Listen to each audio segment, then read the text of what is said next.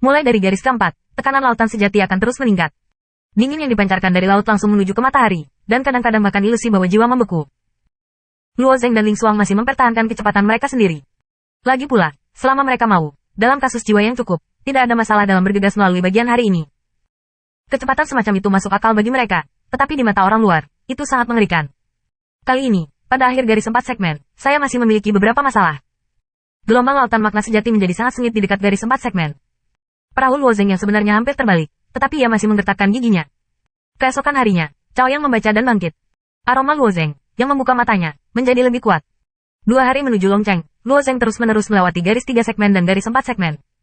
Kemajuan Yin Yuehuan dalam melihat Luo Zeng cukup membisu. Yue Baicheng dan yang lainnya melihat kecepatan masuknya Luo Zeng ke negara itu, dan mereka juga dikagumi, mengetahui bahwa mereka masih berkelana dalam barisan. Menurut kecepatanmu, aku takut aku akan bisa melampauiku untuk waktu yang lama.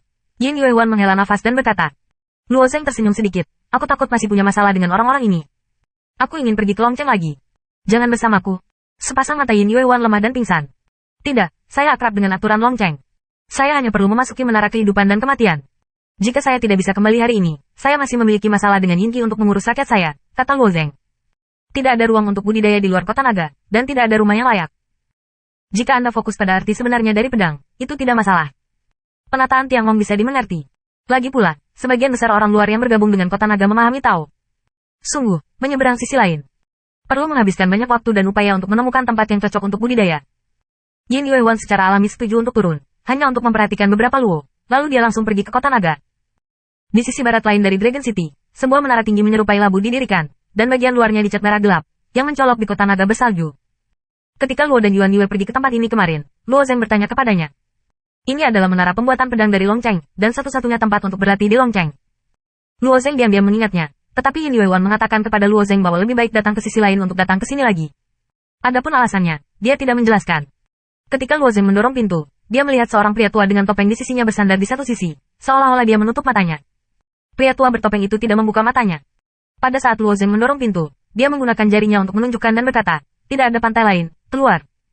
Ada jejak kekuatan yang tidak perlu dipertanyakan dalam suara itu, dan Luo Zeng tidak bisa menahan diri dengan kakinya, alisnya sedikit berkerut. Orang tua ini sedang mempraktikkan firman suci untuk menghancurkan makna yang sebenarnya. Jarang di kota naga. Hati Luo Zeng bersifat rahasia. Pada saat yang sama, ia bertanya, menara pedang Longcheng terbuka untuk dunia luar. Aku belum pernah mendengar tentang perlunya memperbaiki pantai. Pria tua veteran itu tidak mengharapkan Luo Zeng untuk membantah, malas membuka matanya, menatapnya dan tersenyum. Jika kamu membayar kristal itu, kamu dapat masuk secara alami. Jika kamu tidak takut mati, aku untukmu. Apakah menara latihan pedang ini sangat berbahaya? Luo Zeng bertanya. Untukmu, ini benar. Lelaki tua veteran itu menyipit Luo Zeng, tidak sabar. Tolong kembali, tunggu sampai kamu melangkah ke sisi lain dan mengundang. Sejak Luo Zeng datang, dia tidak berniat untuk kembali. Di bawah tangannya, dia sudah memiliki setumpuk senjing di tangannya.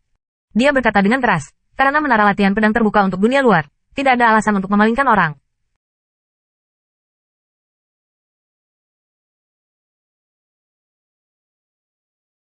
Melihat senjing itu, lelaki tua berjilbab itu memandang Luo Zeng dengan tatapan aneh, tetapi menggelengkan kepalanya tanpa daya, dan berbisik, selalu ada beberapa lelaki kecil yang dipermalukan dan tidak takut mati. Ikutlah denganku. Tanda seru. Dia membawa Luo Zeng ke menara. Bagian dalam menara latihan pedang sangat kosong, dan ruang interior berputar, dengan sebuah ruangan di dalamnya. Ada dudukan pedang di pintu ruangan, dan piring batu giok kecil di atas dudukan pedang.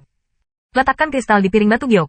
100 kristal hanya dapat dibuka selama 1 hari, tetapi aliran waktu di ruangan itu 10:1. Ketika saatnya tiba ke ruangan, kamu akan menendang keluar. Jika kamu tidak bisa menahannya, maka ketika waktunya habis, ruangan ini akan mengambil inisiatif untuk menendang Anda keluar, untuk menyelamatkan nyawa. Pria tua veteran itu mengatakan bahwa dia sudah meninggalkan tangannya setelah dia tersenyum. Menurut pendapatnya, Luo Zeng ditendang keluar dalam semua kemungkinan. Adapun apa yang akan terjadi di menara pelatihan pedang, dia tidak menyebutkan sepatah kata pun. Luo Zeng berdiri di pintu dan mengamati sebentar, mengeluarkan 300 potong senjing, dan memasukkannya ke piring batu giok satu persatu. Piring batu giok yang sama Luo Zeng terlihat di kapal terbang Ling Xiao. Setelah piring batu giok menyerap senjing, pintu kamar perlahan dibuka di bawah sedikit rotasi. Setelah memasukinya, Luo Zeng melihatnya sedikit, dan hatinya agak aneh. Dindingnya kosong, kecuali untuk giok pusat, tidak ada apa-apa. Ini adalah ruang budidaya biasa di tempat ini, 100 dewa sehari. Tiangong adalah hati yang hitam. Luo Zeng tertegun di dalam hatinya dan duduk di batu giok. Tetapi ketika dia sedang duduk di atas batu giok ini berbalik, dan ruangan kosong di kamar aslinya telah sangat berubah. Dia sudah berada di sebuah gua besar, dan di dalam gua itu, ada seluruh pedang merah yang lebat. Pedang panjang ini seperti gulma, dan rumpun semuanya ada di tengah. Dan di depannya ada cara untuk pergi. Pedang panjang ini, alis Luo Zeng terpancing, dan jantungnya naik untuk waspada. Meskipun pedang panjang ini berkerumun di dinding gua, mereka dapat memberi Luo Zeng perasaan bahwa seperti orang yang tak terhitung jumlahnya menunjuk padanya dengan pedang. Mereka dapat menikamnya kapan saja. Dia sedikit berbalik pada Yupu, dan satu tangan menjelajahi Yupu. Hei!